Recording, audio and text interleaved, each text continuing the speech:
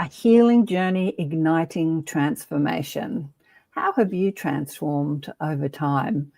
Do you know why you're here on Earth and what you're here to do? We're going to discuss that and more with the wonderful Andrew Genovese today. Stay tuned. You got to accentuate the positive. Wow, I feel good. A little bit of feel good goes a long way.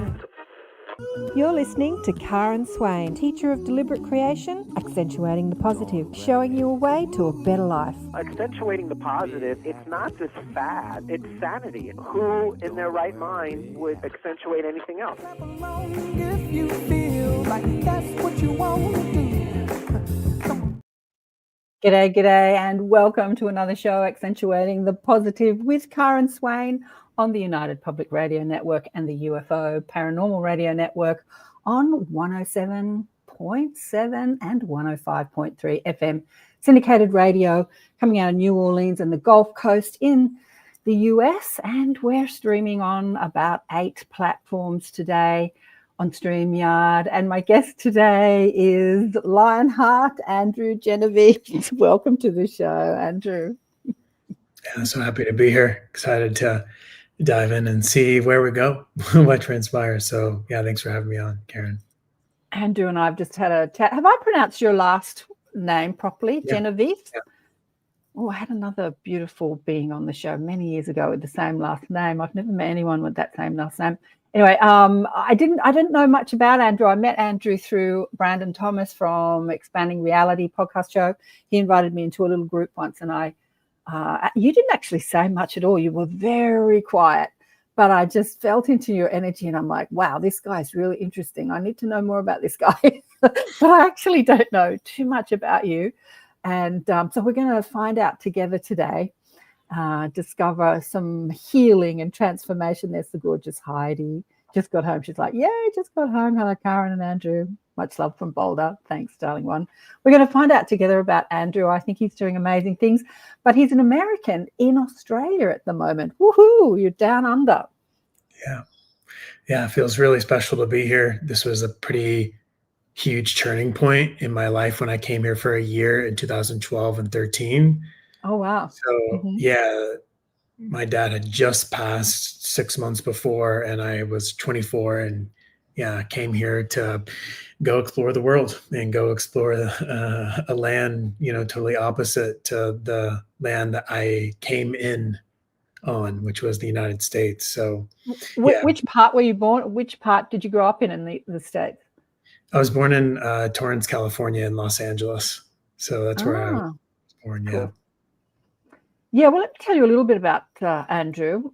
A sensitive nomad, never really feeling at home in one place, Andrew went on a search for more meaning, exploring and traveling the world. As he said, sounds like you started down under, you started in Australia, wanting to know more about other cultures and ways of living on Earth. And after some illness and a failed business venture, Andrew found that breath took him back home to self and more life. Andrew Genovese, known as Lionheart, I have another friend that calls his business Lionheart, is a visionary earth leader, shadow alchemist, rites of passage guide, humanitarian and breathwork facilitator, a fierce advocate for inner sovereignty and soul reclamation. Andrew courageously stood at the forefront during the global lockdowns, embodying his unwavering dedication to humanity. His passion shines through in every facet of his work, igniting transformation and empowerment to all who cross his path. And of course, as we've discussed, you do breathwork facilitation, shadow alchemy, rites of passage guides, and a speaker. We were having a bit of a chat before we went live, and I said, we get really cosmic on this show. Maybe we'll explore some of that cosmic stuff. But I'd love you to share your, hello, Alison, great to see you online. I'd love you to share your story. You've shared a little bit with me. It sounds like, you took off and came down under when you first started traveling in 2012, or had you been exploring the world before that? Yeah, the first place I ever went to was Brazil. That was the first country I ever went to, and at that time was like super foreign because I'd never been out of the US. And so, yeah, Brazil was like complete culture shock because the energy there, if you've ever been to Brazil, it's so big, it's so vibrant. The people are, I don't know, just animated, full of color. So that was what really kind of was like, whoa, I need to keep doing this. It kind of just like pulled me in. And yeah, it was like an integral part of my path, traveling and seeing the world.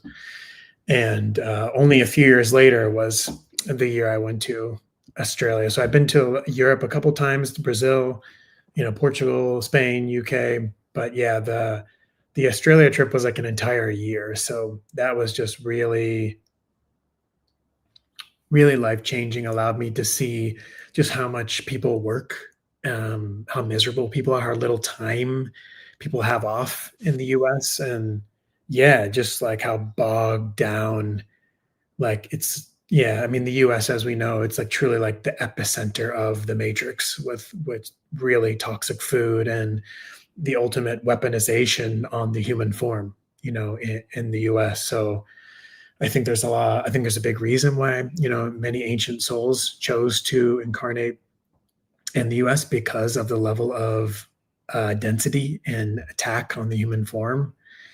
And yeah, I think being in Australia just really opened my eyes to, just another world, another way of living, just observing the Australian people and how much more common it was to meet someone that was like, oh yeah, I'm quitting my job, I'm taking off for 6 months. Like that was for Aussie 27-year-olds, 22-year-olds, 25-year-olds.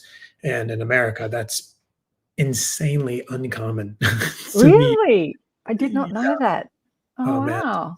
To meet an American that's even been to, more than like 7-8 countries is, extremely rare. People don't turn 18, 19 and then just go, travel, or people don't just quit their job for 6 months and then just go Wow. take off to Europe or, Africa or South America for 6 months. It's just not a thing that people do. So when people hear that you went somewhere for a year, or you went to Ecuador, Peru, and Chile for 6 months, people are like, whoa, like taken back because it's so uncommon, so. Wow, I did not know that. I'm just thinking back to my backpacking days when I was 19, backpacking, hitchhiking around the world. I didn't meet a lot of Americans, but that was like 40 years ago. That was a long time ago. And lots of Germans were traveling, lots of Germans. And we met a few Americans. We went to Auschwitz. Was it Auschwitz? One of the camps. And we were on a train going there. We met these 3 Jewish boys that were going, American Jewish boys. That was interesting, going into a camp with them. That was scary. But yeah, I did not know that about Americans. I thought they were travelers. That's so interesting. We are not travelers. People are, I mean, look, America is massive and has endless national parks and beautiful places. And it's deeply programmed into the people just to be kind of, it's in a bubble. Like I'm content seeing the couple states around me and, and that's it.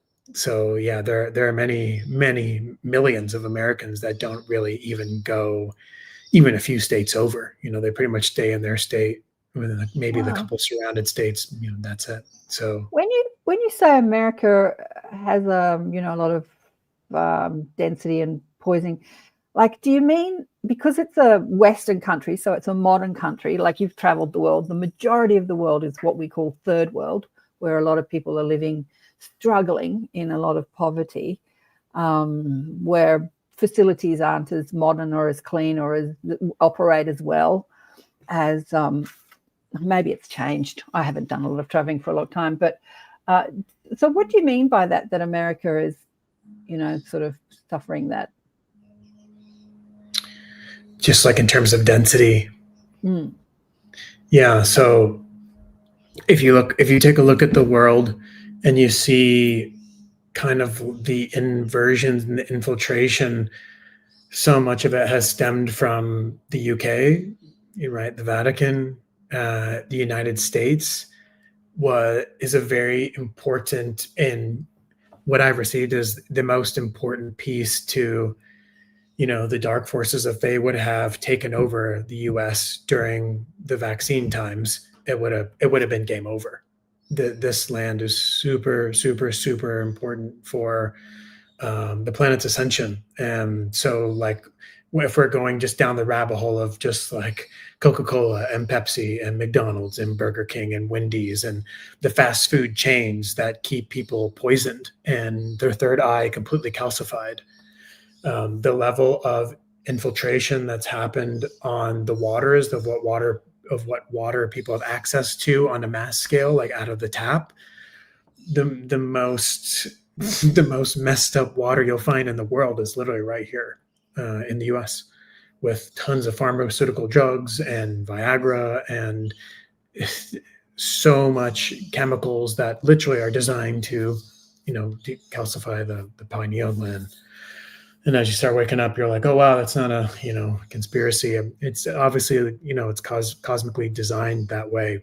So just the level of attack and the pushing out from this unit that deeply desires to devour and enslave and control and manipulate, like that largest hub of the moving of money, which behind every bit of control is money, is connected to money, which is why many in the spiritual community have had to break through so much programming around money being bad or negative, which is totally not true, because we need money in the hands of amazing people who are leading from truth and from their heart. And so, yeah, it's the level of density that is here. It's just such a deep rabbit hole, but the level of density that's been broadcasted out to all the other countries to also continue to get them to eat fake food and make them believe certain things. It's really been like a broadcasted signal frequency, much of it from this land. So yeah, this land's really, really important. And there's a lot of things that, we don't even know of our ancient history that's happened here. So yeah, look, like if you go to Georgia, New Orleans, if you go to Louisiana, Kentucky, West Virginia, you're talking 35% of the population is diabetic or pre-diabetic. That's how unhealthy people are, in this region of the United States. And so when you're that unhealthy and you're that overweight, well, yeah, you're going to be deeply disconnected to God, to the divine, and true to your true nature, So just the level of attack on the human form it's on a whole nother level than. So do you think it's like more than like third world countries? Like I shouldn't call them third world countries, but a lot of Asia and big parts of India and I don't know, maybe Russia and places like that. Yeah. So here's the thing. Okay. So the distortion of let's take Africa. Let's take Congo. Africa. Mm-hmm. Congo is one of the richest lands in the world. So rich in gold and in diamonds, yet somehow they've been living in genocide for the last 25 years, and they're one of the poorest countries in the world. This is the inversion of the dark forces to make these people living in constant fear and anxiety and struggle and just this misery programming. The US is the illusion of freedom, of what people think is free. They don't know how enslaved they actually are through falling asleep on the subway in New York City and then going to another job to work all night and punch another clock just to be able to live and pay rent and pay the bills while they're barely getting by. That is slavery. People just don't know that they're being enslaved. So it's a level of darkness that is completely different, that goes under the nose of more than half the population in the United States. So they're just different types of inversions, depending on what part of the world you're in. So how do you see that that's different in Australia? Wouldn't that be sort of somewhat similar in Australia? What do you see? It is similar in Australia for sure. I mean, the price. I mean, look, the prices here. I literally was just at the grocery store, and literally a jar of granola was $42. No, What? I know. I heard some Americans complaining about the price of eggs being like $4, $5 or something. And up the road, the eggs I want to buy are $17 for a dozen eggs. Like, Yeah. and you're complaining about $5 eggs. Yeah, I know, it's crazy. Yeah, $5 eggs here. Where? They're like 15, No, in the 16, States. 17. Yeah, like the organic, free range eggs here are about $17. No, I was saying that I was listening to some Americans complaining that eggs were too expensive Right. at $5, and I was thinking, God, come to Australia. But Yeah. you can buy the caged eggs cheaper, but you don't want to do that. Yeah. Anyway. Yeah. I mean, yeah, they're going to be super toxic, tortured, and you're going to be eating that tortured energy. Yeah, the tortured Right. energy. Yeah. So you're just literally taking in exactly what the energy of those hens, right? It's just an exchange of energy. So yeah, when you understand energy, you're not going to go buy the eggs that cost $4 cheaper that are $12 instead of 17. That's what we're right at saying. Eggs are $6 to $7 in Florida for organic per dozen. Whoa, that's really good. Yeah. Anyway, the price of eggs.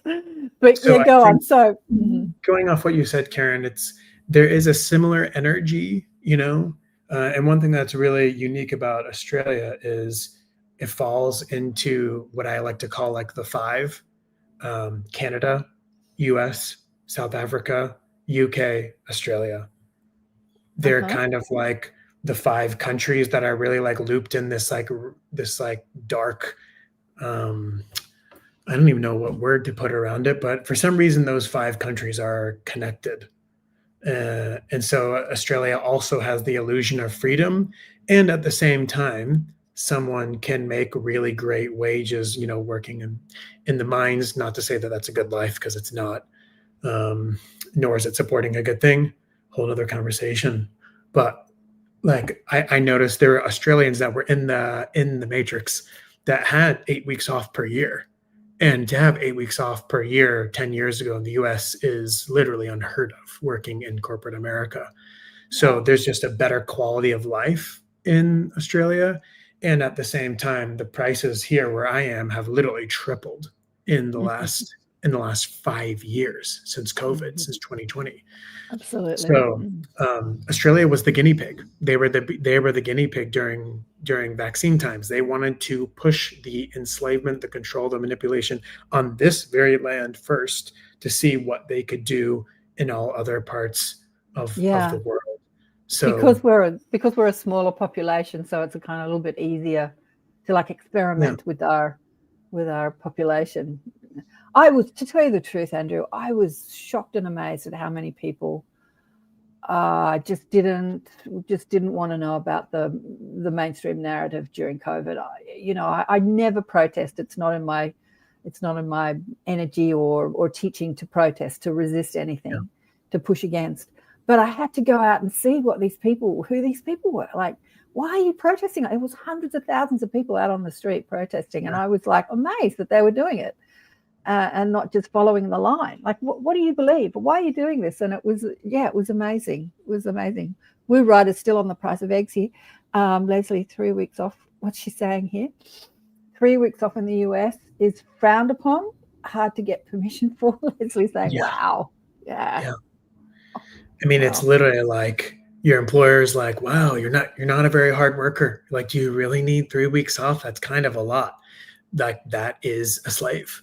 That there's no other, that's a slave. Someone who literally has 2 weeks off a year. Like, where does that, for example, the father even get to ever know his family, get to know his children, get to spend intimate time?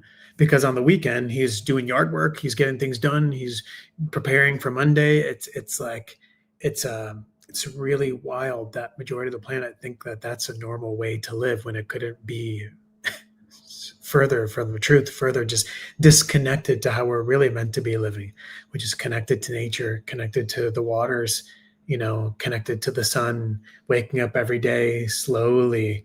And then everything we do is an energetic exchange, with the great mother and with the earth and with our community, with our tribe, and having the opportunity to move shame and guilt and sadness and grief, and process when, someone's grandma in the tribe, does pass, and having that space to just feel.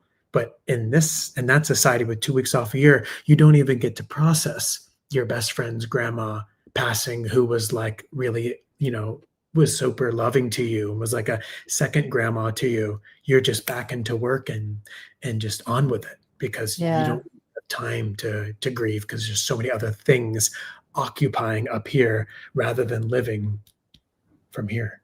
From your heart. Yeah. Yeah. Yeah, well, Andrew and I were chatting before we went live about him being down under at the moment. I didn't actually know that you had come down in 2012, and I was saying to him that the original people, the Indigenous people of Australia, the original people had said to me, or a couple of them had said to me that, because I always wonder why people come to Australia. I always quiz people, because there's a lot, like even in my suburb, you never hardly hear an Australian accent. There's a lot of Poms, and Europeans, like there's a lot of travelers. And they often don't know. They follow a job or they follow a lover, and then they stay. But the original people say that this is the land where the teachers come to learn, and then they take their teachings out to the world. That's part of the Indigenous culture here. So that kind of happened to you in 2012. You came down here, and yeah, you're on your exploring journey, finding out who you are, and how you can help the rest of the world, right? Back in 2012. Yeah, I mean, that quote from, the original people, the Aboriginals, like that's pretty coherent with my journey, which was, Wow. during losing my dad, who was everything to me. And when he left, there was just like not even making any sense of what this life even was, because he was my favorite person on earth, and he was just a legendary man. So what did he die of? How old was he, and what did he die of? Yeah, he was 54, and he was driving young. to work, and he died right at the stoplight, pulling into work right before. So just like massive heart attack, just right on the spot. And if I didn't go on a road trip, I would have been sitting in the car next to him. So, thank God I wasn't, because would have lost it. And so, everything, my entire life, nothing was ever the same from that very moment. That was the spark of leading me into world traveling, questioning life, into everything coming to the surface to be felt and questioned and acknowledged. And so, it was a really pivotal, important time that year in Australia, and what it meant for me, which was really just observing space, a lot of space to reflect, trust, surrender, not knowing where I was meant to go, where I was meant to be. And just lots of suppressing my spirit, through an escapism, through so much alcohol, and so much just heavy boozing at the time. And but it was a very important year, because I didn't just dive straight into the workforce right after, university. I did what hardly any Americans do, which was after university, it was like, you got to go see the world. You got to go explore. Yeah. And that's what I did. Wow, I didn't know that about your dad. Wow, he was killed suddenly. So I put out a book called Awakened by Death, because the death experience, like for me, can be such an awakening. It really shakes you up, makes you question who you are, what you're doing here. Yeah, it makes you ask a lot of questions that maybe you weren't asking before a death like that happened. So it sounds like that happened to you, Andrew. Yeah, totally. It was just like, it was the question of like, how could God be so cruel? Oh, wow. Yeah. Like, does God even exist? Like, how could God take this man that was loved and adored and like worshipped by so many people because of just how special his charisma was, and his ability to just walk into a room and light up a room of 2,000 people, and everyone just know he was in the room, because he was just so magnetic and just so special. So it made me go to those places, that just feeling angry at like this existence, which we know there's a much higher divine reason for all of it. And, as a soul, we choose exactly when we're meant to go. And that was his time to go for everyone around him, for me, to experience that depth of loss. And as a soul, obviously I chose to, go through that, of losing the person who was literally my number one, who meant the most to me. And many of us will choose that, just the heaviest, the things that many of the ancient souls have chose to go through in this lifetime. I mean, it's really almost incomprehensible for some of us that have just chose a level of just heaviness and darkness, and just walking in the trenches for so many years, that would have broken many. But because of the strength within the soul, it's not mind, it's not ego, it's the soul. It's for growth, it's for evolution, it's for the lessons, it's for experience. Absolutely. So Woo Rider says here, I haven't seen my dad since 2015, and he has yet to see my son and daughter. Crazy how life happens. Yeah. So what do you want to say to Woo Rider about that, Andrew? Yeah, I mean, look, like I had a friend that was, just so deeply devastated that, like she couldn't see like her son, because like a certain image of what he feels, she is, or that, based on her old stories and old trauma and old wounding. But obviously, as we continue to awaken, there's no resentment, there's no hatred. There's just a deep understanding of like coming from a complete zoom out lens of being able to see God's incredible divine perfection of the cosmic actor role that they played, that you chose them to play in your journey. And so thus, when you get to that place, and, some people do take a long time to get there, and that's okay, because there is so much bitterness and resentment and anger towards them. And then you realize, oh, wow, they never took anything from me. They never did anything to me. I chose that perfectly. And I now can have gratitude for them and the role that they played for me to be able to come closer to my heart, and come closer to God, and come closer to, why I came here.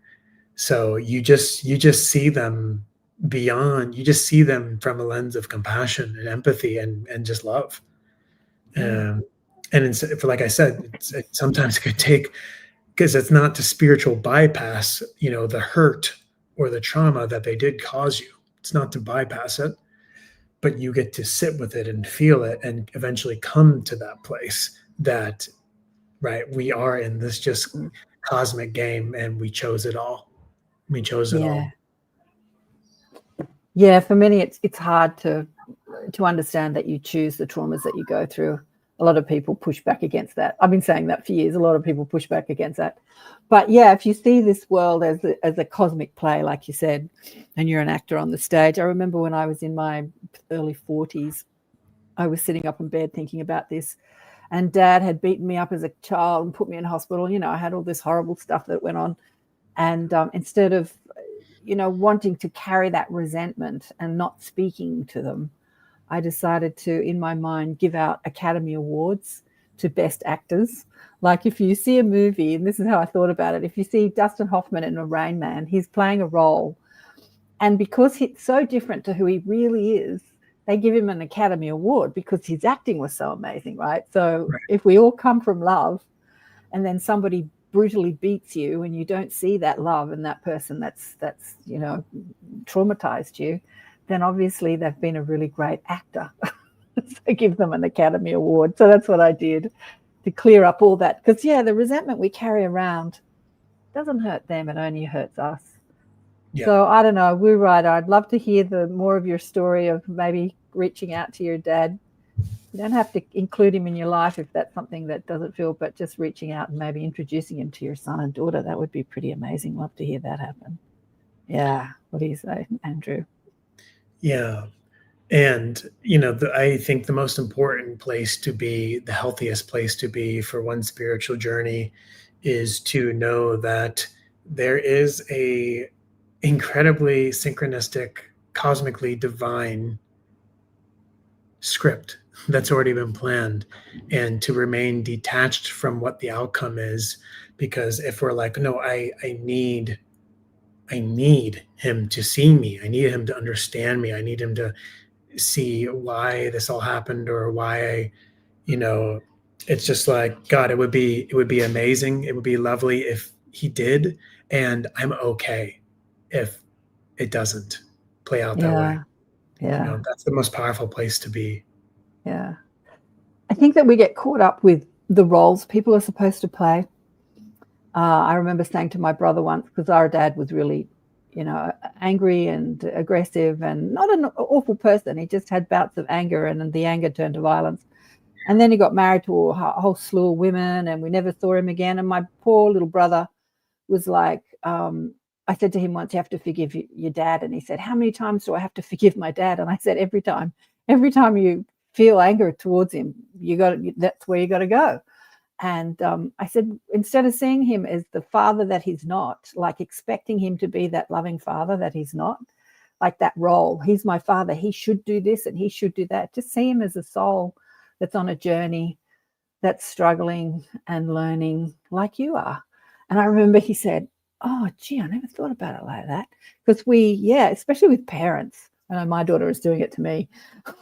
You're the mother, you're supposed to do it like this, you're supposed to be like that. That we've got this image of what a father, mother is supposed to be, rather than seeing the other person as another soul leading a life. Yeah. There comes with a lot of story around who they were supposed to be and who they ought to be. And it's like, you're just talking about it, just inside that 68-year-old man is just a really hurt little boy. Right. That was never loved himself, that was never supported, that was never seen, that was never held, that was never told, hey, it's okay. You can feel that, you can be here. And so there came that then just passed on ancestral wounding down the line again. Exactly. And again. Yeah, exactly. It's very karmic. We come into this, we play these roles with people in our lives, and we're working out stuff. It's like I was saying to Andrew before, I don't see my life as this one life. I see my life over generations, like over time, from beginning to end of my time here on Earth. We were talking about Atlantis and Lemuria. We'll get into that. And I see a lot of my future lives. But what's he saying here? Great times we had growing up, people in general. Sorry, no, this one first. Sorry, he's writing a lot here. It definitely hurts when we had a pretty good relationship as I was growing up, fishing, the ocean sports, good times. It's just sad how some people hold on to resentment for so long instead of focusing on, that's right, great times, the great times we had growing up with people, and especially during these times, flock towards negativity and negative vibes and drama. Yeah, we can sort of blame others, I think, for the non-communication, but it takes one person to break that, right, Andrew? It takes one person to sort of, you can say he's holding resentment, but if he's never met your son and daughter, it takes you to break that cycle, don't you think? Yeah, generally, if you're listening to the show, you are the leader. You are the one who is here to pave the path for what empathy looks like, for what compassion looks like, and what a heart-led leader looks like. Not them, right? So you carry the wisdom and the knowing and the humility to be able to do that. So it's like, yeah, when you can see them, like, and especially for yourself, that you were hurt at the time, maybe, or maybe that wasn't the case. Maybe you were deeply awake and literally it was just one giant projection. Even then, it doesn't matter. It's just a full return to the heart, and not telling, but inviting.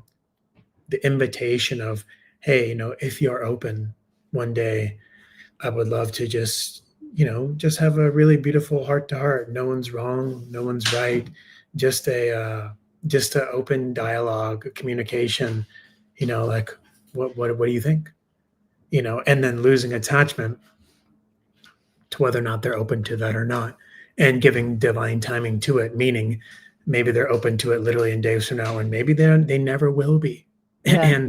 And truth be told, you all, many of our family members will not be awakening in this lifetime. Yeah. They will be transitioning at some point with, unfortunately, dis-ease in their body and disconnection and internal struggle. And that is part of this grand evolution on Earth, because not everyone is meant to survive. Not everyone is meant to go on into this new existence, into this new Earth, and that is okay, right? Because the soul is infinite, is boundless, is eternal. And that is what continues to carry on. Exactly. My father grew up in a wealthy family, and there was 3 of them. He had a brother and a sister. And for the most, when they were adults, they just didn't speak to each other over resentment and, fights about money and, whatever BS was going on. I remember my father didn't speak to his brother for about 30 years, and he was in hospital because he had health problems, and his brother had health problems, and they met in hospital just before his brother died. He got to speak to him before his brother died after 30 years. All this stupid crap that went on. Anyway, they all died.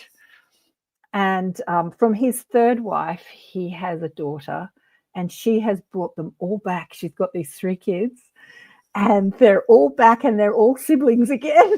All back to play it out all again.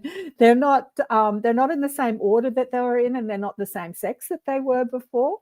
But it's so fascinating. They're all little now, to see them all back to do it all again, because they were like, they just didn't get it in the life that was, my father's life, that held on to anger and resentment. As I say, it's very karmic, but they're all back as siblings. I found that so fascinating. But tell me, with your transformation, how did you turn your life around from hating God for taking your father away and only seeing the corruption in the world to feeling like love and light again, and wanting to teach people or remind people of their own sovereignty and connection to source? Yeah. Well, I was living in a tiny little surf village in Central America, in Nicaragua. And that's where I started my business, where I was working 2 jobs, 2015, 16, 17. And then, that led me to open up my backpackers hostel, which was, the dream. It was, looked so legendary to all my friends, thousands of friends that I'd met all over the world who were, Swedish, German, Polish, Danish, from the UK, from Canada, from all over the world. It was just like, whoa, Andrew's opening up a backpackers hostel. Like, this is legendary. And it was exciting. And at the same time, I knew it wasn't it. Like, something within me knew it wasn't it. And so, through the very, very toxic dynamic I had with my business partners, we were open for 6 months, was firing on all cylinders, was getting packed out within a month, 100% occupancy. And then, we had to close the hostel due to extreme political corruption within Nicaragua. Wow. Hundreds of people started being killed on the streets, and everyone who was being killed was all like kids, like 18-year-olds, 19-year-olds, 20-year-olds, all like university students. And so the energy within the country literally went from normal to like intense record scratch, like within days. It happened so fast. Everyone, all the backpackers, they left the country. They went to El Salvador, they went to Costa Rica, Panama, and it just changed literally overnight. And so, that led me to taking my 2 weeks off, which happened to be my 2 weeks off, divinely planned. And then I went through El Salvador and Guatemala, Nicaragua, all the way up to Mexico. And in Guatemala, I had a really, really profound medicine journey. And in that journey, stuff came online, connection to nature, connection to the root of all Mayan culture and like the land, and just seeing the mushrooms. I was like, whoa, like seeing its true cosmic design and like galactic, design, and why they are here. And it was one of the most profound, important days of my entire life. And that day, it was like, you need to go to New York City. You have to go to New York City. And that's where my entire family is from. Is both my parents are from New York. So it was like, all right, going from a surf village to one of the most dense places on earth. So yeah, I had no money. I had like literally like $800. I had nowhere to live. My whole life was in Nicaragua. Had no idea what I was going to do. Didn't have a single clue. And I called my aunt and uncle, and they were like, I was like, hey, it's really bad down here. I don't know where I'm going to go. They're like, just come, just get here, come here, and we'll see you soon. And so yeah, I arrived in New York, got a job right away, bartending at the time, and literally within the very first week, started losing motor function in both of my hands and arms, and to the point where when I would grab a glass, like just a coffee mug, it was just like this electricity going into both my hands and arms. So because it was in my hands and arms, there wasn't a second of the day where I wasn't reminded of it, because anything I did, I could feel the pain and how uncomfortable it was, like moving into all my fingers and hands. And I was like, wow, so am I like dying of some rare disease? Like what? I didn't have a clue what was going on with me because it was so bizarre. And in that time, I couldn't work. So the job I just got, I couldn't work. Luckily, within a few weeks, they transitioned me into another department where I could just kind of hang out. That was like a godsend of godsends. Being like a super corporate place, like they were so kind. So that truly was such a gift. And yeah, in that time, I started walking like 8, 9, 10, 12 miles a day around New York City, just contemplating life and what we were doing here and what the meaning of life was, why I was here, and people watching, and just going so deep down the rabbit hole. And yeah, I remember a day where I was just like in the utter misery and darkness I was in. I remember just looking at the Hudson River and literally just being like, I could just hurl my body in the river and just kill myself, float down the river, and just end it now. And at that point in time, I was just so sick of life and years and years of struggle I'd been through before that. And not having my dad during that super pivotal time. And it was so heavy. And yeah, it was really the breath that started to take me back home. Oh, so this was happening after you traveled. What year was this? What year was it? Yeah, this was 2017 and 18 was the year that I opened up my backpackers hostel. Okay. And so this was 2018 when I left Nicaragua and I went to New York, and that's where everything like just unraveled. That's where everything unraveled. So the breath, how did you discover the breath? Did you go to a facilitator that taught you about it, or did it just happen spontaneously? Yeah, so it actually happened when I had that medicine journey. I came online, but I think there was a part of me that just didn't understand it or what to do with it. So I got to New York, and in my utter misery, I started just kind of like being really open to just all of a sudden just kind of like questioning, like, what about stillness or meditation or connection to the earth? And so there was one day where I was just sitting on the edge of my bed, and I just started just breathing.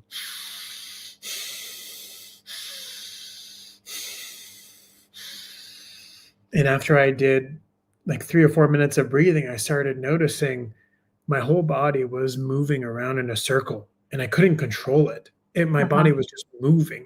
And I was like, whoa, I've never experienced anything like this. What is this? What is happening? And I did it the next day, and I did it the next day. And I started noticing that it made me feel more calm and more connected. And then I was like, whoa, I don't really know what I'm doing, but I think maybe I'm like releasing something, or I was trying to piece it all together because I didn't really understand like what it was doing. So then I started just researching, and it was like, right, okay, so I'm like releasing tension, I'm releasing energy, I'm releasing emotion. Uh-huh.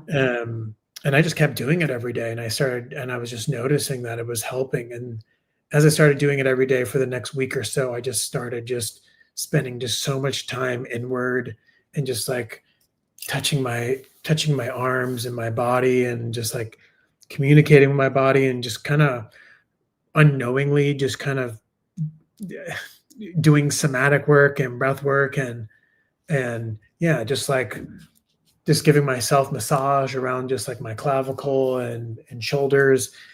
And yeah, that's when I started just getting deep into fasting.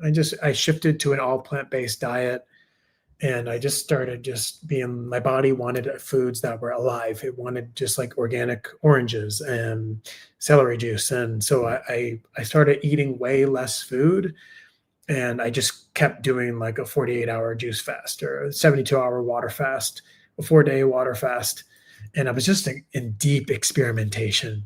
And yeah, it was exploring the breath, getting curious of the body. I was in New York for 4 months, and in September, I received at the very end of the month, you have to go back to California. You're going to do the rest of your healing there. And the woman that I was seeing at the time, very briefly, who played a very vital role, this beautiful little angelic woman who just came into my life for 2 months.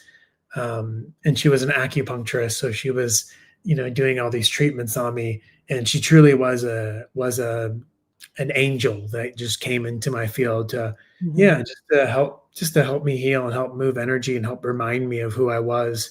And even she received in a journey, hey, just want to let you know, and I don't want to tell you this, but I think it's time for you to go back to California. I was like, whoa. I was like, I just received that. And yeah, it was crazy. So yeah, 3 weeks later, I bought my plane ticket, and I was flying back to Southern California to return to Orange County, and that's where I did the rest of my healing. And that's where I dove hours and out, like we're talking 5 to 10 hours every day, just in silence, breath work, reading book after book after book, and just becoming so fascinated by the human body and self-mastery and breath and meditation and the chakras and energy. And then, yeah, that was all in preparation to lead me on my 89-day initiation in 2019 in South India. So it was like that year, that whole year of 2018 to 2019 was just the deepest exploration of healing in the human body, and learning deep self-mastery on those topics. So you're in India.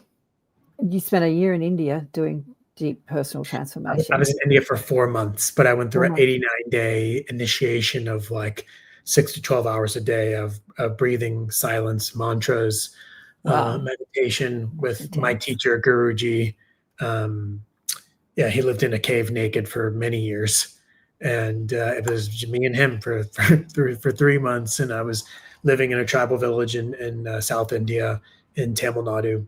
And yeah, he played one of the most important roles of this life, and literally mirroring back to me who I was and the leadership role that I was here to take. And before India, I didn't really know who the hell I was. I mean, I was understanding who I was leading up to India, but India was like lightning speed, 89 days of that amount of time in silence, and the activation of the land. And, Shiva Shakti walking this land, 10, 12, 14,000 years ago, very, very, very powerful sacred land. And so the combination of just being in Guruji's space, being in my own energy, being disconnected to, just like social media and internet, and just that amount of time that I was spending in stillness. I had gone to deep depths that year before, but this was just like a whole nother level of like devotion to God and to into self-discovery. And Devotion so, to self. Yeah. yeah, Heidi says here, feeling your words, Andrew. Mindful breathing techniques are a game changer. And what she's saying here, I was listening and cleaning up before my little light of joy gets home. Oh, my granddaughter. Oh, I'm glad you're listening, darling one. Yeah, wow. It is. It's the answer. You know, Mum dies at 50 of cancer, of complications of cancer. I'm 16. And my thoughts were, why do people get sick? How can you heal? Why was she such a miserable cow? You know, why was she so unhappy in her life? Lifelong quest to find answers to those questions. But that meditation and that stillness, to me, that's the answer. I reckon it's the answer to everything. Like whether you're experiencing trauma or health problems, if you just stop the world for a while and go within and find your connection to source and connection to breath. Yeah, to me, I've just carried that with me. Like if I'm ever diagnosed with cancer or any sort of trauma, that's where you go. That's where you go. That, to me, that's the answer. There are lots of people out there with many answers to overcoming, transformation. But for me, I reckon that's it. That's the answer. It's presence. It's presence. It's slowing down. It's stillness.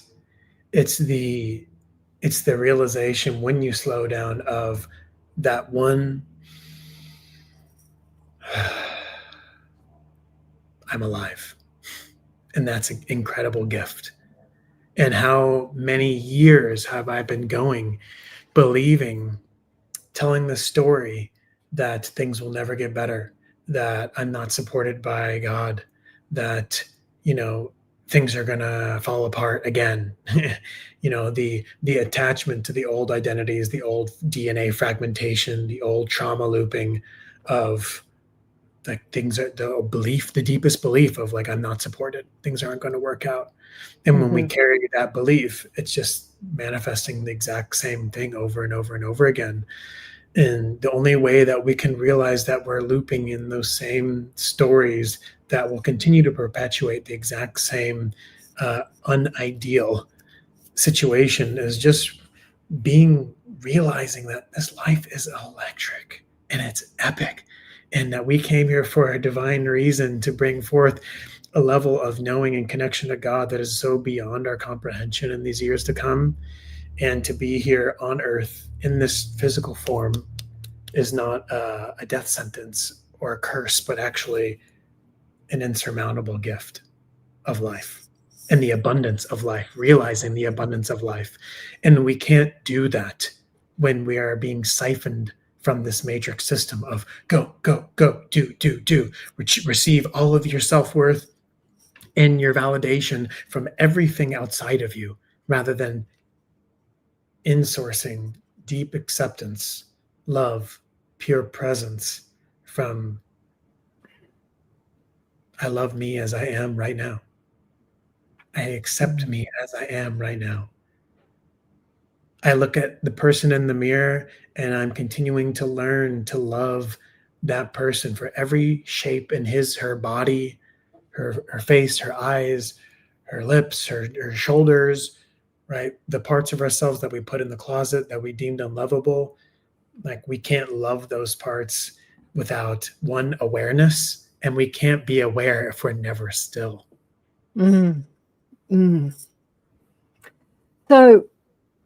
So you've done the deep dive in India, 19, and then, you know, beginning of 2020, the world changes.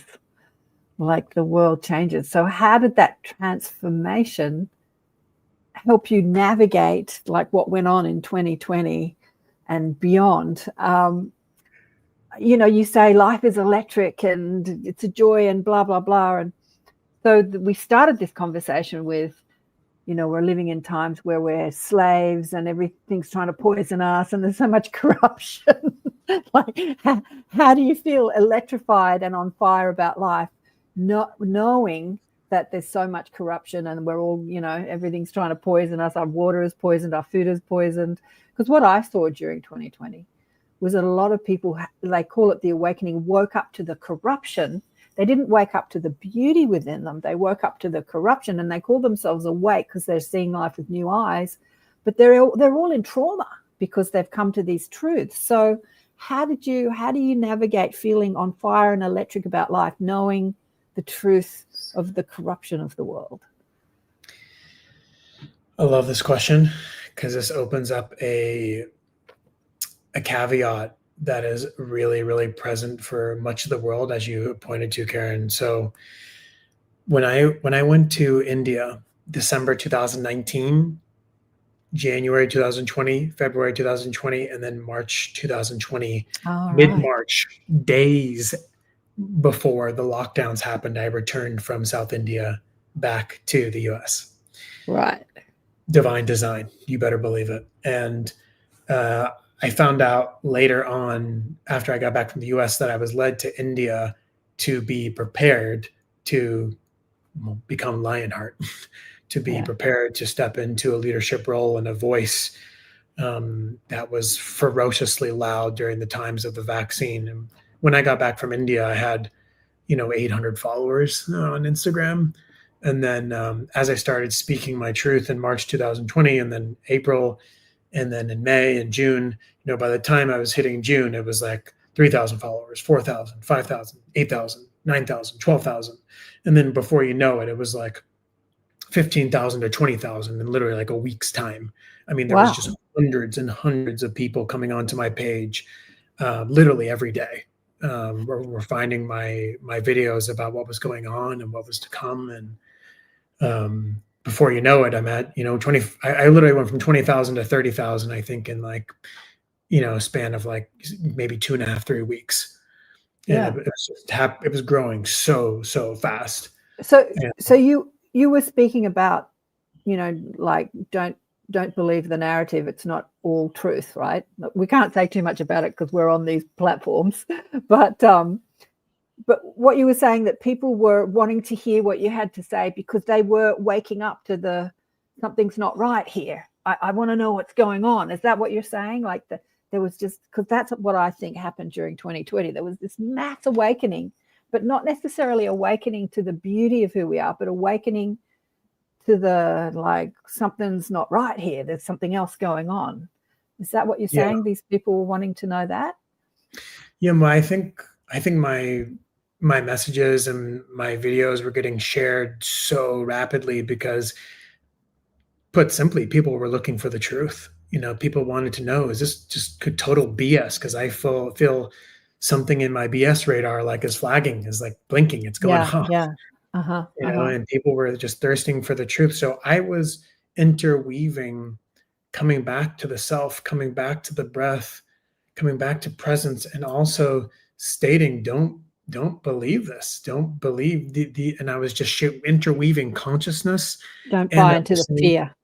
Yeah. And just not giving in. And there's something way greater, and I kept painting the picture of what was to come, which was so magnificent and so beautiful. And I think with who I am and how long I have been preparing for this Earth mission as just an Earth ambassador, I was constantly dropping seedlings within people's consciousness of remembrance, of knowing that this is not a shit time. This is not a bad time. This is not a scary time. This is an amazing time. And it's time to get curious. It's time to get connected to God. And don't waste your time diving down endless rabbit holes of darkness and truth and trafficking. Right. Mm-hmm. Yes, seek information. That's okay. But don't give all of your time and energy to just going down the darkness. So this opens up to what you asked, Karen. How I led people and did my best to lead people to not just going down rabbit holes of truth was my own remembrance of that this time is prophetic. And we've been preparing for this time, lifetime after lifetime after lifetime, for the most exciting time in our planet's history.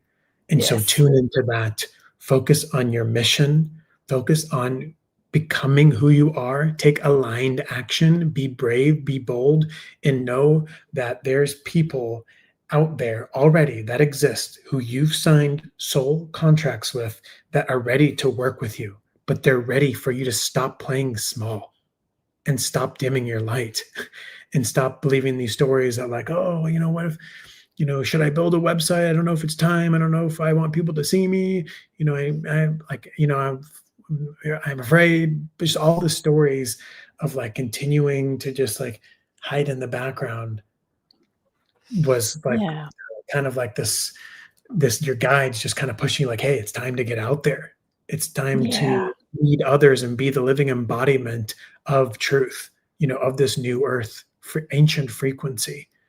And so if you hadn't done the inner psychological work, the inner child work, the mother and father wounding, the shadow work, yes, you would see only the darkness in the world, because that is what the psyche does. It's very sneaky. It perceives the inner work that you have done as just a mere reflection inside of what's happening. So yes, you would only see darkness. If you have done the internal work and really been still, really sat with yourself, really loved yourself, really accepted yourself, whether that was on your own or you were like, all right, I want to call on a guide who can like help me move through some of this work. And many people even today are still continuing to self-sabotage, going to medicine journey after medicine journey after medicine journey after medicine journey, because they don't. And I don't have anything bad to say about plant medicine. I'm personally an advocate, yet I'm not an advocate for people spiritual bypassing and unconsciously going to these things outside of themselves over and over again, because unconsciously they're deeply afraid to just sit in their own fire. I totally agree with you about that too. I've asked my guides about plant medicine because I haven't taken it. And I said, should I take that? They said, do you want to take it? You can take it if you want to. But when I ask people about their journeys and they tell me what they experience on it, I say, welcome to my world. That just happens to me without the plant. Right. So, yeah.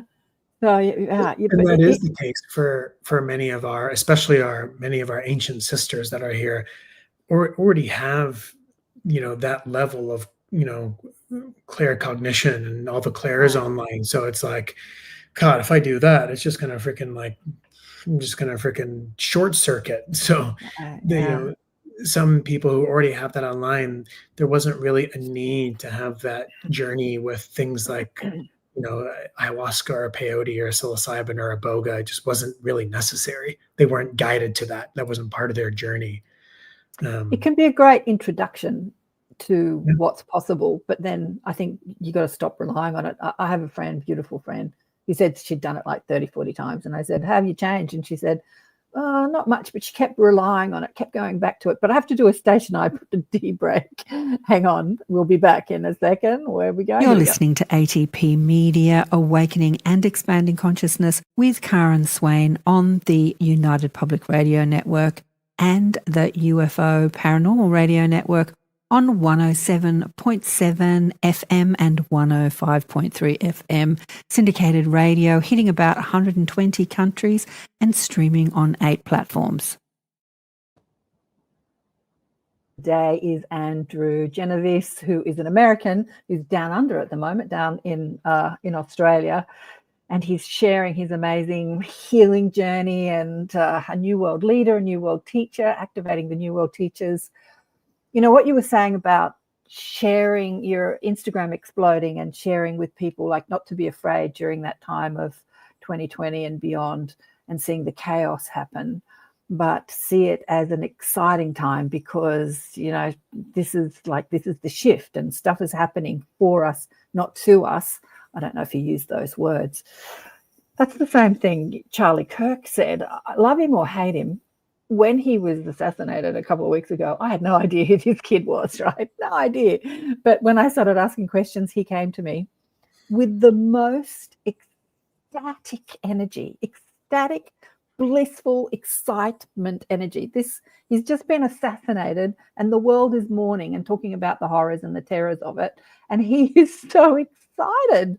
And basically that was that message. Like he was excited because he said this incident is going to change people's lives all over the world. And he was just really excited that it happened. He said it was a soul contract. And so instead of getting sort of bogged down with the trauma and the wars and the distortion that we're seeing in this world, see it as, a lot of people are saying, like, see it as the last bastion of the dark rising before we come into the new world of more unity and light. And that's really the message that you were sharing with people, right? Yeah, it was, I think many of,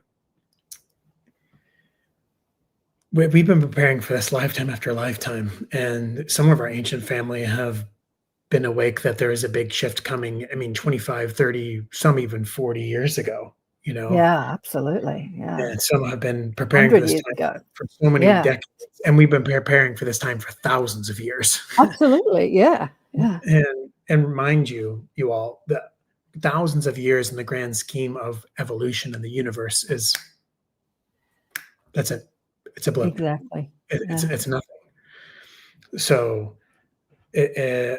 I think I just knew, I remembered why I came here. I remembered what was in head. I knew that we had to go through the trenches, so to speak, the sludge, the mess, the darkest parts of humanity had to be revealed to us and have to continue to be revealed to us in order to build heaven on earth.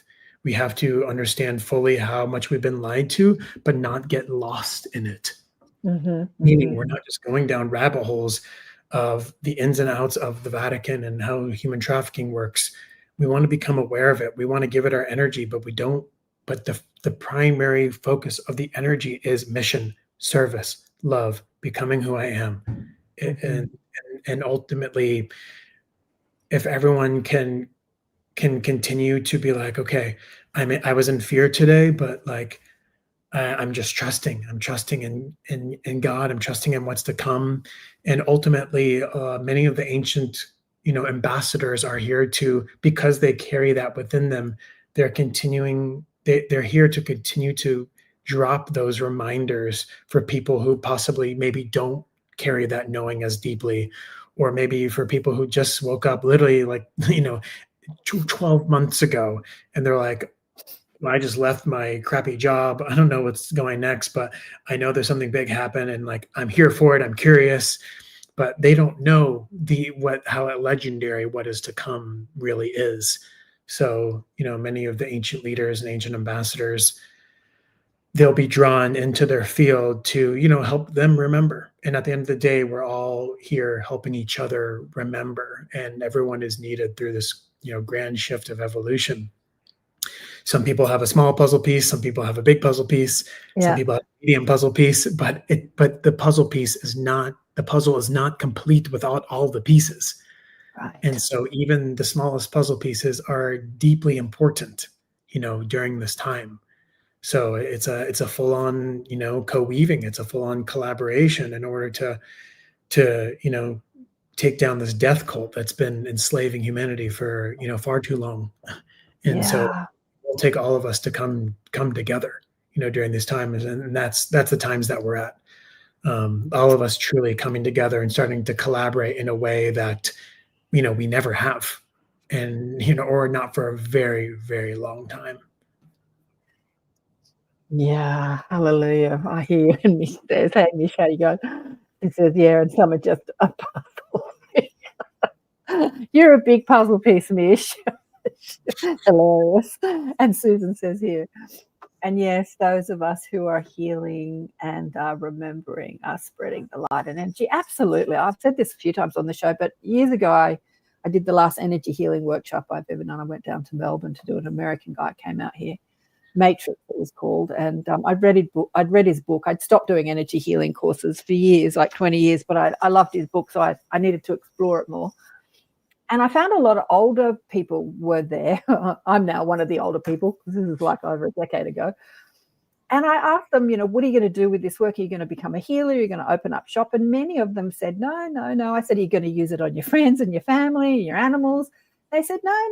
And I said, well, why spend time and money, thousands of dollars doing a healing course if you're not actually going to do something with it? And they didn't really have the answer. But my guides, when I went to my guides, they said, you have to understand, Karen, that simply holding the consciousness of this work is enough to contribute to critical mass. And it's such an important, like, even if you don't open up shop as a healer or a teacher, like you're a retired grandma, but you're spending thousands of dollars on an energy, healing course, holding the knowledge and the consciousness around this work being possible is enough to contribute to critical mass. And I thought, yeah, right, that makes so much sense. Yeah. We don't all have to put shingles on our door and call ourselves healers, but just knowing how magic of life. Mish says, yeah, that's you, Mish. She says, interesting, Karen. Yeah, look, not everyone is meant to be on a Facebook. Not everyone's meant to have an Instagram account or grow an Instagram following. Some are here to be in the public eye deeply and really be a voice and be out there. And some, are literally meant to live on a mountain top in Switzerland and literally are just like, hey, have you heard of Justine? She like literally is freaking, doing the most incredible healings in this country, and you need to go see her. Right. But like she doesn't have a website, she doesn't have an Instagram, she doesn't have a LinkedIn, she doesn't have any of that. Mm-hmm. But she's holding the frequency of this new earth within her, and that is more than enough. Exactly, holding the frequency of new earth. That's exactly it. There was a beautiful singer that came out, oh God, again, over a decade ago. Tina, I can't remember her name, but she shared a story of going into the jungle somewhere in South America or somewhere and meeting these forest people that were completely off-grid, completely out of the sort of mainstream matrix. And they sort of spoke to the trees and spoke to the fairies and played music. And she said that she learned from them some sound energy healing that she incorporated into her music. She's a singer. And yeah, that's the same with them. And they held that energy. They held that energy of being completely one with nature and sound. And they were completely outside of the normal world. They just lived like that. It fascinated me. I'm sure I've not got all the details right, but she shared that story and I was like, wow, yeah, there are these people holding this frequency of the new earth, like you say, that we'll never hear about, we'll never know about, we'll never hear about, but they're doing an important job. Yeah, I mean, you better believe that, Let me ask you, sorry, Ron. No, I just want to, before we go, we've got about just under 20 minutes left. For people listening on radio, so Andrew Lionheart has very long, thick, luscious hair, all the way down to your waist practically, isn't it? Yeah. And I wanted to ask you about it because there's the story of Samson, Samson of Delilah, like he felt his strength from his long hair. And when they cut off his hair, he didn't have as much strength. Is there a reason that you keep your hair long? Yeah. So anytime I've ever thought about cutting it or joked around about cutting it, one of the big things is like over thousands of years of colonization, we believe that it's more masculine to have a short little haircut with short hair on the sides. And that's a distortion. That couldn't be further from the truth. All ancient men had long hair, and many of the ancient cultures put their hair in braids. Yeah. Like for example, in Avatar, right? They grab their hair and they connect it to the tree. They connect it to the horse to connect in. It's an antenna to God. Your hair is more than just your hair. It's an antenna to God. And so for me, if I were to cut my hair, it would just feel deeply not resonant at all. And because, where real men have long hair, period. Real men have long hair. So when was it? It was the 70s. I think I was a child. I was living with my dad. He was divorced from my mother, and in between wife number 1 and 2. And a young man came and stayed with us who had long hair. And Dad was arguing with this young man, like, cut your hair. Why have you got long hair? Cut your hair. And he took me, I'll never forget it. He took me to see Jesus Christ Superstar. And everyone had long hair. It was like in the time, must have been 70s where long hair was really in. Yeah. And there was just a lot of pushback against masculine men in those days, that long hair was not masculine. And but it's never really gone away. I think the 70s, like a lot of my friends' kids in their 30s now, are like sporting the 70s look, you know, they've got that whole 70s look going on. It's sort of all come back, which is kind of cool. Yeah. I mean, I'm very deeply connected to the Aboriginals, very deeply connected to the Native Americans. And when I put my hair in 2 braids, I can't explain what happens internally within me, but it just feels right. Like it just feels like it's how I meant to wear my hair. And I can't really explain it other than that, but it just feels right. And I have to say that long hair for women tends to be back in. I mean, the only reason I've got long hair is because I just can't be bothered cutting it. I'm going to the hairdresser. I just don't do hairdressers. And sometimes I have a bit of a hack at it myself. But I just noticed that among the younger, I often think to myself, am I too old to sport long hair? Because, you know, I'm in my 60s now and I'm thinking maybe I'm too old for the long hair thing. but a lot of young women like long hair. Everyone's got long hair. A lot of the young women have long hair. So hair is back. Hair. Hi, Sherry. How are you doing? What are you saying here, Mish? What are you saying about mullets? Yeah, mullets are back. My partner had a mullet. Love his long hair at the back. He cut it and I was sad. Now it's really short and he gets, what is he saying, grubs it longer. Anyway, but mullets are back. I'm amazed that mullets are back. Yeah. But where are we? What do you want to say before we go to people listening to this conversation about transformation? And I wanted to talk to you about the original people. Yeah. I mean, I'm really connected, not necessarily to the Australian original people, but to the American Indians. I've seen many of my lives as an American Indian. I've never seen one as an Australian original. But I've had Stephen and Eben Strong on the show, and Stephen Strong says, don't call them Aboriginals. And I said, why not, Stephen? And he said, well, if you think about it, ab means not, like abnormal. And so when they started calling them Aboriginals, it was actually saying that they're not the original people, the Aboriginals. Right. And I'm like, oh, wow, I never thought about it like that. Thank you, Stephen. So, yeah, I always try to call them the original people now instead of the Aboriginal peoples.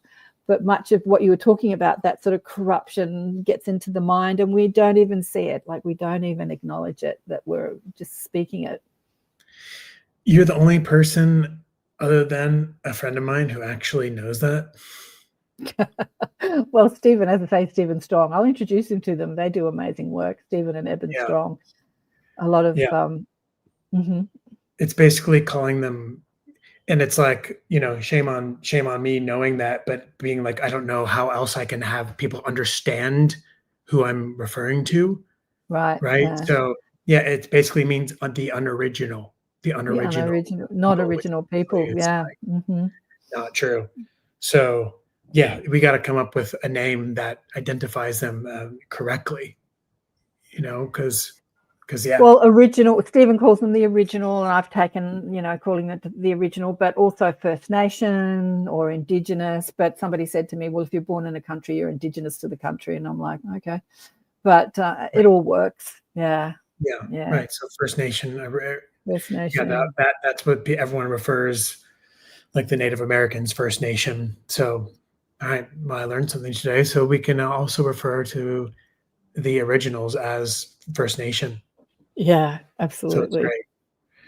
Yeah, the people here, you know, what's happened to the original people here is, you know, it's same as all the other stories around the world, right? Colonization, suppression of who they were, shame of who they were. You know, alcohol came in, and it's going to be, you know, a lot of the really magical elders across this land. They're so deeply in tune with what's going on from an outside lens. You know, they know where we're going. They know what's about to happen. And to see, you know, all of the original people, the native people, to witness them and the beauty of what's to come as their people get to heal from so much brutality and colonization and get to merge again with us is going to be one of the most special, beautiful things.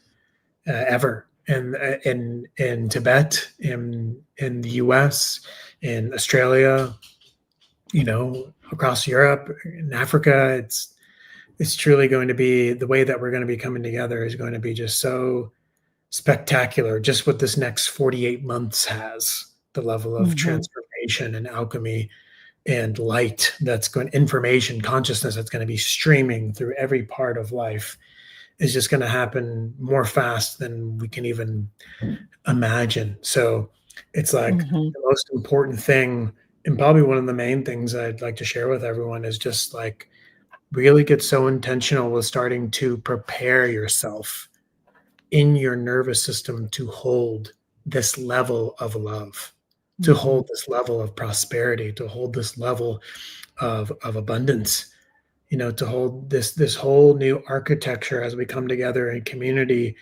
and just start finding each other again at such quick rates over these coming years. Many of our ancient family haven't met each other in person yet by divine design, but we're preparing for that. So know that you are an anchor. You have an important piece here.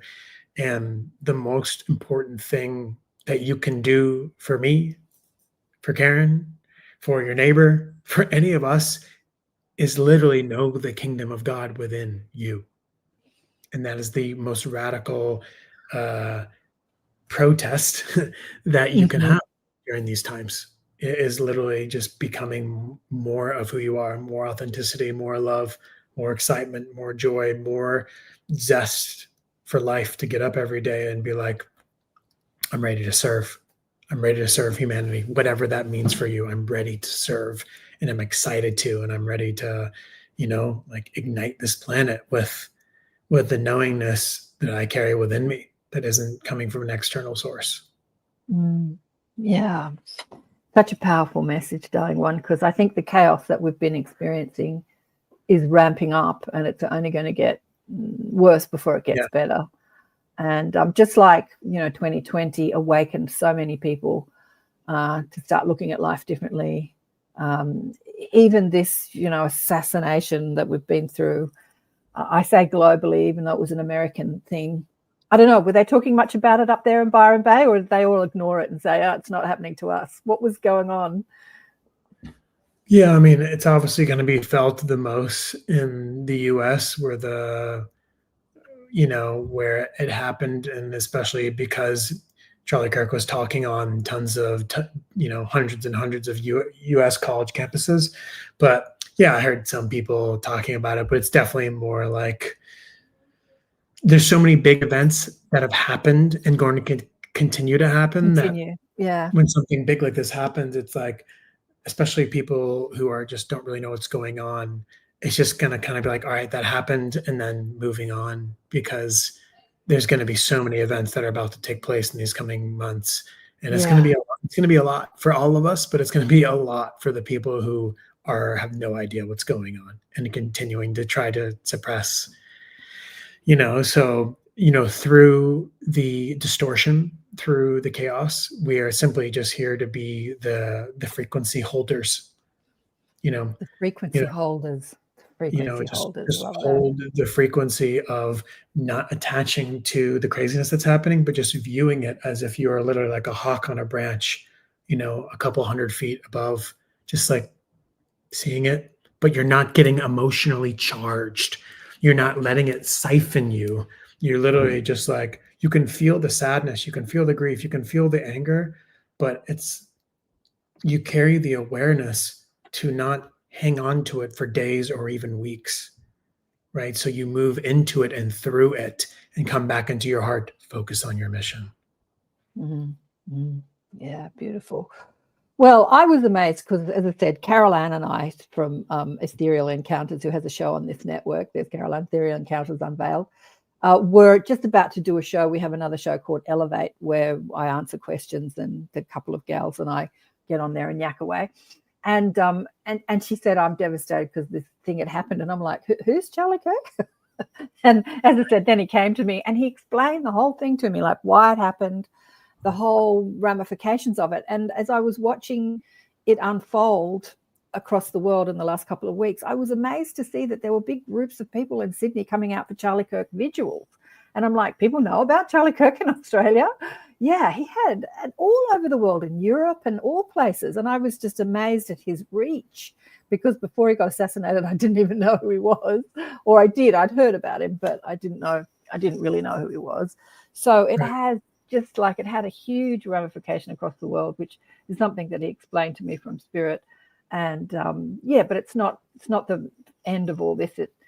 There's like more like stuff like that coming. There's more stuff coming. Yeah.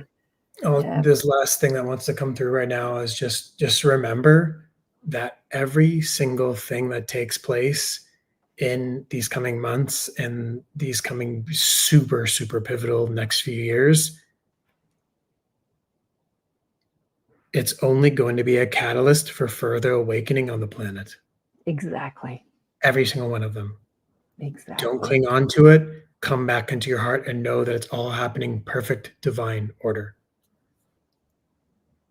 Exactly, darling one. Exactly. Oh, I honestly didn't know what we were going to chat about today. I knew it was going to be beautiful, though, because now, why isn't that happening? Hang on, I'm trying to share the screen. There we go. It is happening. Because I felt your energy and I could see who you were. Oh, I want to put it back on the screen. Here we go. There we go. Sorry, I'm just sharing. I'm sharing Andrew's website. If you want to find out more about Andrew, I'd love to know what you think about how Australian audiences have been interacting, connecting with your work. Are you finding Australian audiences very receptive of what you've got to share with people? I suppose you're up there in Byron Bay. They're much more receptive than maybe the big cities, but your vibe attracts your tribe. Yeah, I think because of my connection to the native people here, there's something within my frequency that has drawn in a lot of Australians since the very, very beginning when my work started growing in 2020 and 2021. So, yeah, I think I just feel a really deep connection to the land here, the people, and there's a lot of people that have been in my sphere that are from here that since the very beginning. So yeah, I think so. Desley says, beautiful man, gentleness is strength. Yes, he is beautiful, isn't he? He's up sort of near your way. Desley's in Queensland. He's closer to you than me, Desley. Yeah, well, thank you for blessing us with your presence down under. And you're doing amazing work. And it's been an absolute joy and a pleasure to speak with you today, Andrew. It's just been really amazing. And hopefully you will come into the cities. I think it'd be great for you to bring your energy and your work into the cities, Sydney and Melbourne. Have you been across to Perth? Have you ever been to Perth? It's a small city.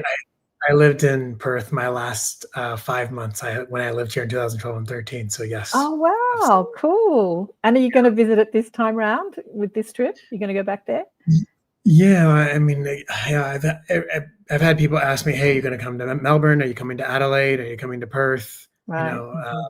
And I just keep saying the same thing, like I'd like to, and if I'm guided to, I will.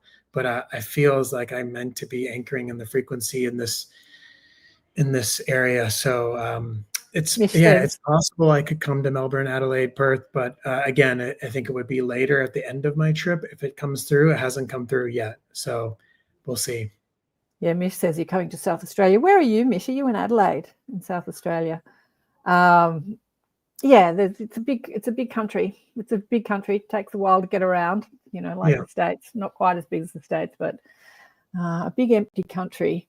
And and just before we go, we've got 2 minutes to go. What's your, how do you, because as I said to you back about 20 odd years ago, I used to put on live events every Monday morning showcasing New World teachers. And I often ask people, a lot of people came from overseas, what they thought of the energy of Australia. What do you think of the energy frequency of Australia compared to the rest of the world?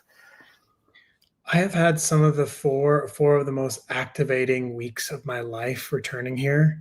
Mm-hmm. So for me, it's been incredibly expansive. And I'm really just tuning into the deep awareness of the incredible magic that's meant to happen in this Northern Rivers area. which is why thousands of people have moved here from Adelaide, from Magical. Perth, from Tassie, from Yeah. New Zealand, and come to this area to grid in these new earth frequencies that are meant to be in Byron, which is the meeting place. It This is the meeting place. meeting Yeah. place. Yeah. That's what that's what the original people called it, the meeting place. So there's something very magical and sacred. While it's changed a lot, Byron Bay, so much. It's not the quiet little hippie town it was when I was here 13 years ago. But mark my words, there's going to be incredible magic coming here to this land right here. Yeah. Yeah. Yes, I have to say, we've run out of time. It's a beautiful place, Australia. Come down under. Those people that are overseas, got quite a few Aussies online. Heidi, you're in the States. Thank you so much, beautiful man, for blessing us with your presence on the show and in this country. It's been an honour and a joy to speak with you. And thanks everyone that's been online and all your questions. I think all your comments, I should say. I think Brandon's coming up. I think Brandon's coming on the show next week. I have to check. But love to you all. Big love and thanks for watching. Bye for now.